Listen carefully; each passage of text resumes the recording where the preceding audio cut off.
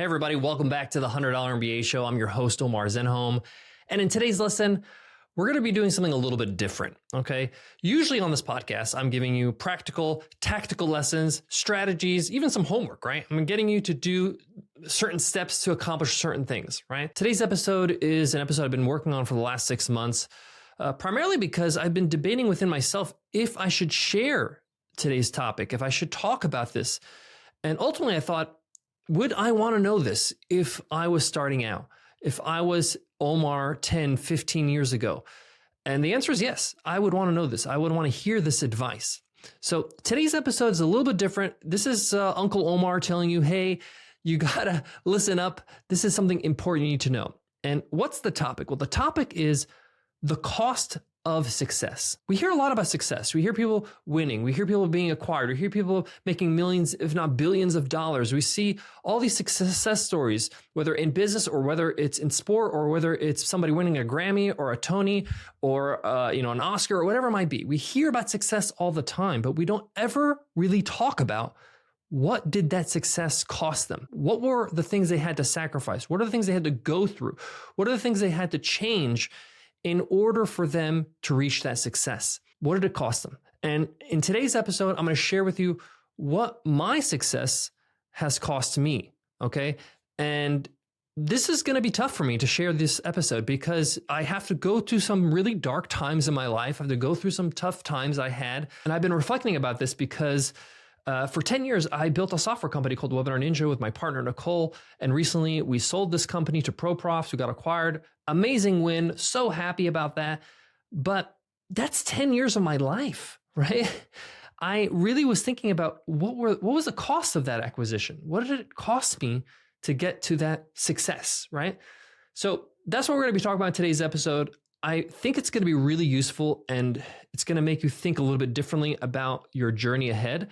So let's get into it. Let's get down to business. I want to start by saying if you are having a tough time right now starting your business, growing your business, if it's painful, if you're going through hell, and as Winston Churchill has said, if you're going through hell, keep going, right? It's okay. This is a rite of passage. You're on the right track. Everybody who's been successful has gone through a lot of pain, okay?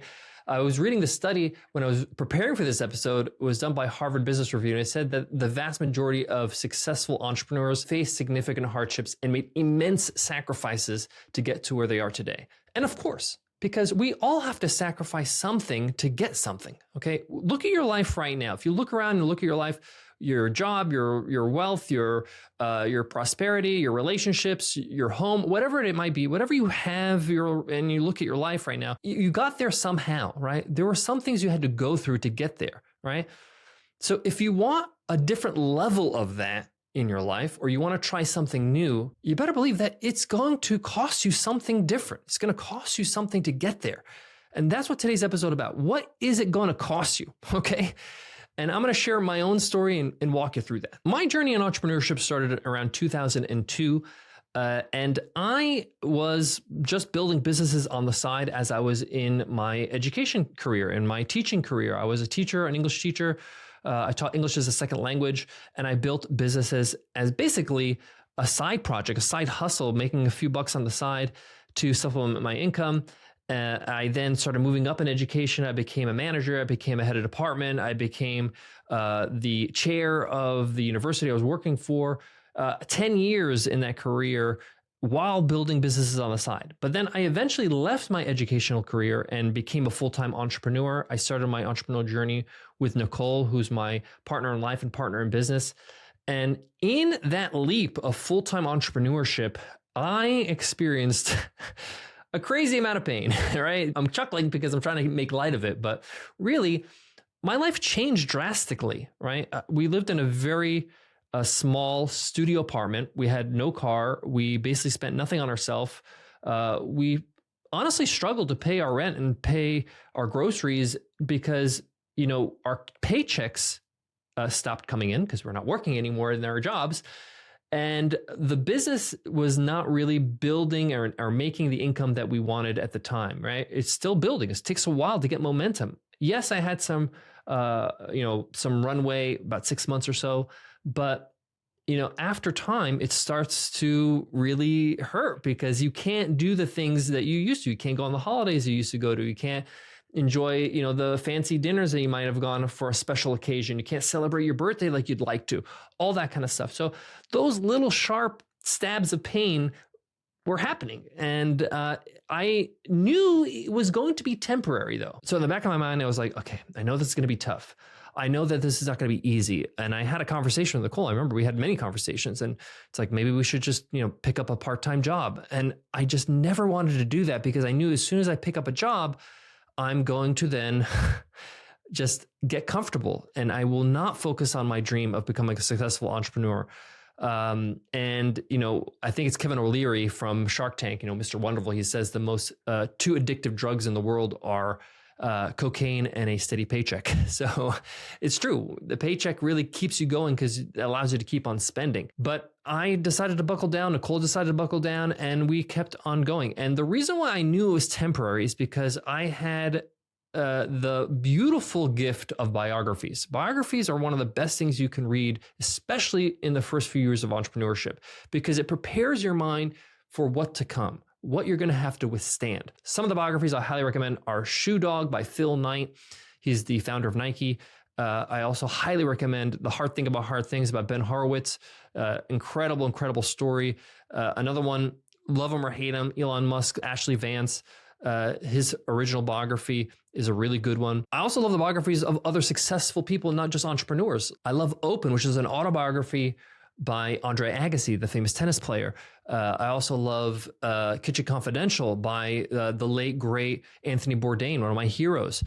So these are awesome biographies or stories because you realize, wow, these highly successful people that I absolutely look up to, they all ate glass for years and sacrificed and burned the midnight oil and really had a hard time. It was really rough. And you just ask yourself when you read these books, like, am I willing to go through that to be successful? And you realize I'm not alone. I'm going through some tough times. That's kind of a rite of passage. I get it. So this is one of the things that I kind of want to give you a heads up. It's supposed to be painful, right? It's supposed to be hard. You're changing your whole life. You're sacrificing so much. You're doing so much. And we're talking about sacrifice in a moment, but it's going to be painful. Be ready for it. You can do it. You can make it happen. I shared the story in a recent episode, but I'll share it again. One of my favorite movies of all time, if not the favorite, is Rocky, right? Rocky, which is the soundtrack is right there. I love Rocky as a movie, but not only the movie itself, but the story behind Rocky. Sylvester Stallone, who wrote the movie Rocky, wanted to get a job as an actor, right? He was an out-of-work actor, struggling, couldn't pay his rent. His wife is about to leave him. His partner in life is about to leave him because he's, destitute and is not contributing to their cost of living. His landlord is about to kick him out. He barely has, enough food to eat and to survive. And he's like, I can't get a job as an actor. So instead of me trying to go out for auditions and get rejected constantly because people made fun of him, they said, oh, you slur your speech and you talk out of your mouth. And that's because when he was born, he was pulled out of the forceps. And that's kind of how it happened. But he said, okay, I can't get a job as an actor. So let me create a job for myself by writing a movie that I can star in. And he created the movie Rocky. He wrote the story in 3 days of intense writing, okay? Because he was like desperate to create something incredible, right? In the meantime, while he's making this happen, his partner does leave him. She says, sorry, I can't hang around anymore. All he has left is his apartment where his landlord is being patient, but patience is starting to wane, is starting to deteriorate, and his dog, right, is all he has. He actually blacks out the windows, right? He blacks out the windows in his apartment so he's not distracted with paint, right?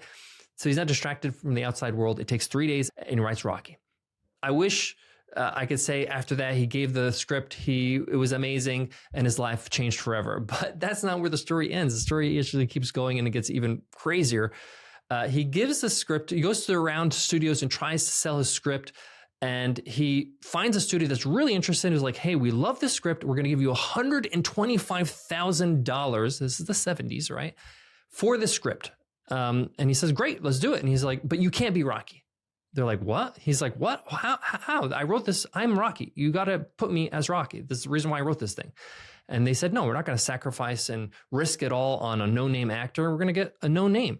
And he's like, no deal. I want to be Rocky. This is a guy about to get kicked out. He has no food, no life, nothing, right? The studio then says, come back to our office. We want to talk.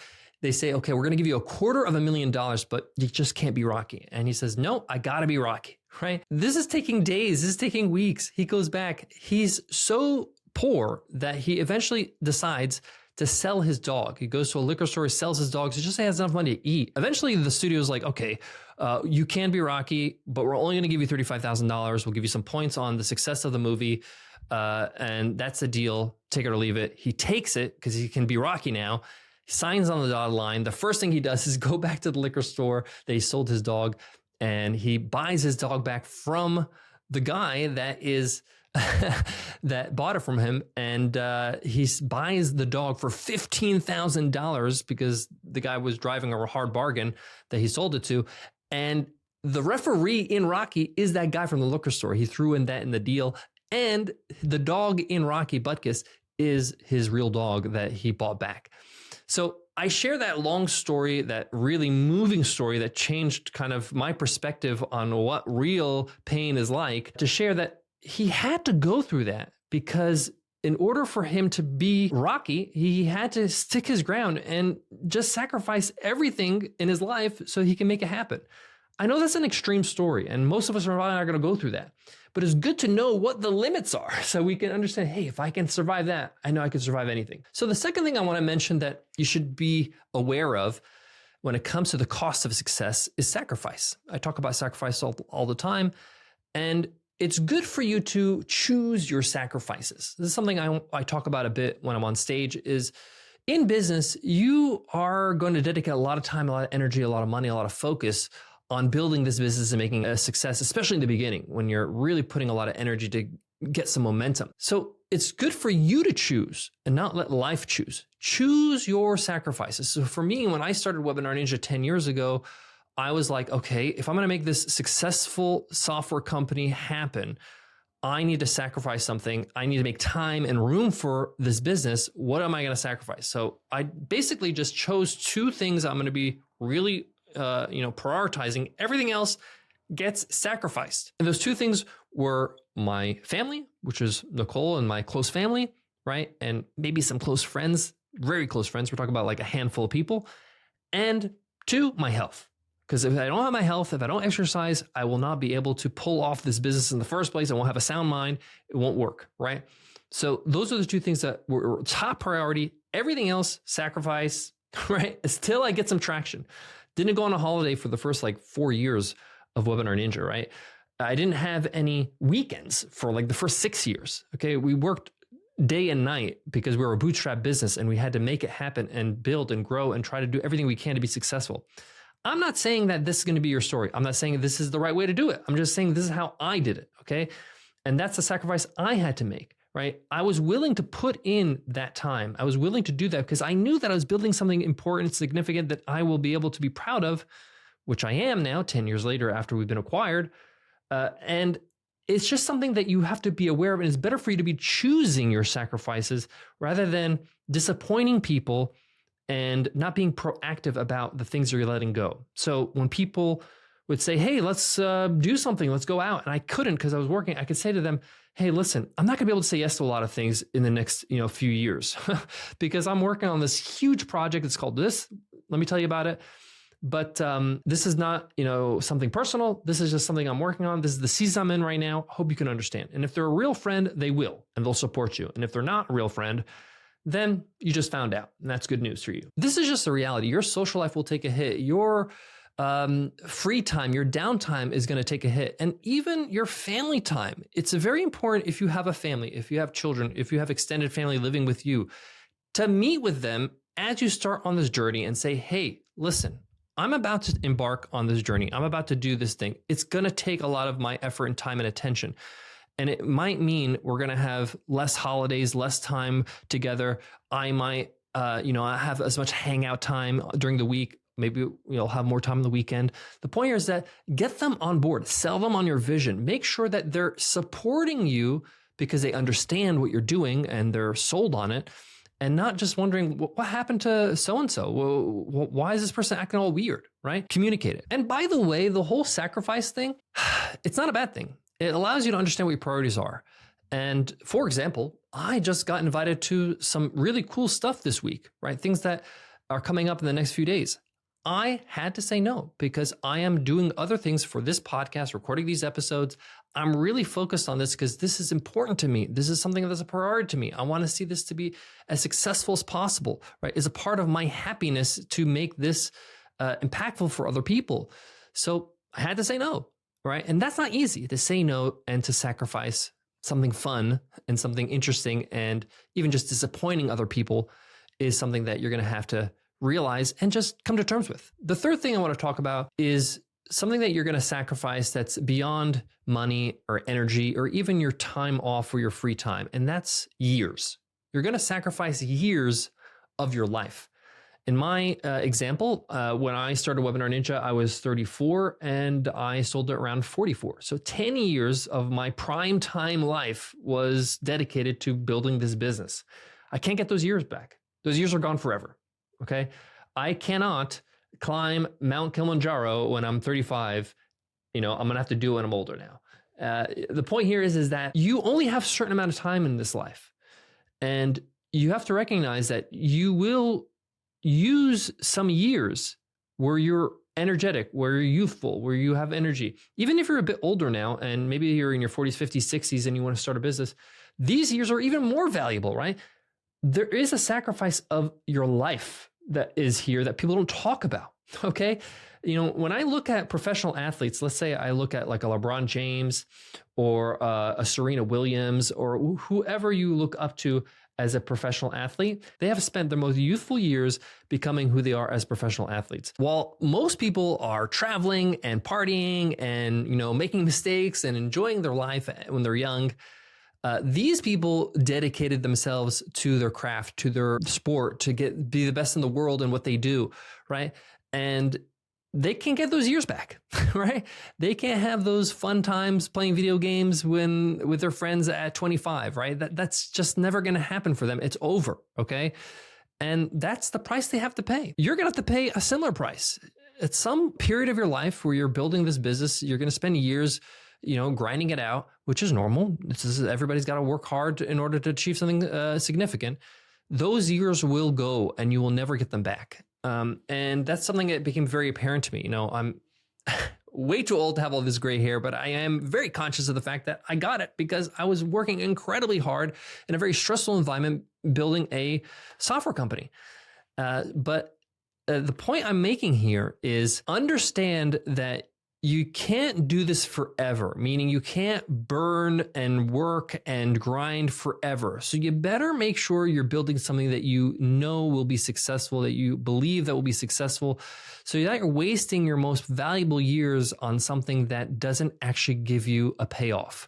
This is why we talked about MVPs in our episode, I believe it was 2517, how to create $1 million product. And the reason why we talk about this is because you want to make sure you have a solid business before you start pumping in and using all these years on something that may or may not be so successful. So understand that there are going to be some lost years, lost memories.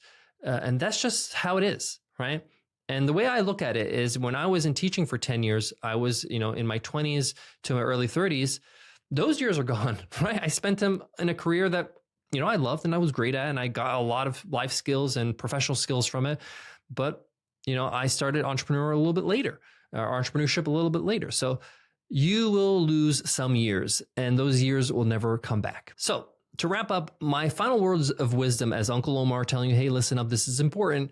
The cost of success is expensive. It's really expensive. because what you're getting is really valuable. I would not trade it for the world. And it's not just because of, the money or the acclaim or, the wins I've had. I am super grateful for that. I am not going to reject that in any way because I love that part of the journey. But the best part of it is who you become. It's not what you get, it's who you become. And I believe that entrepreneurship is the best personal development program you can ever have. The cost of success is expensive, but it's worth it. Pay the price. Make sure that you're doing it for something that you believe in and that will be successful.